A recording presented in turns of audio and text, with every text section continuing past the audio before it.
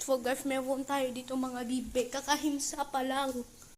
Ayan o yung mga baby. Yung mga pato. Ayan guys, yung pangit na pusa.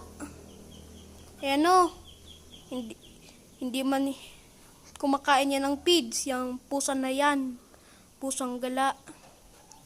At ayun yung bata ng pusa. Yung bata na pusa.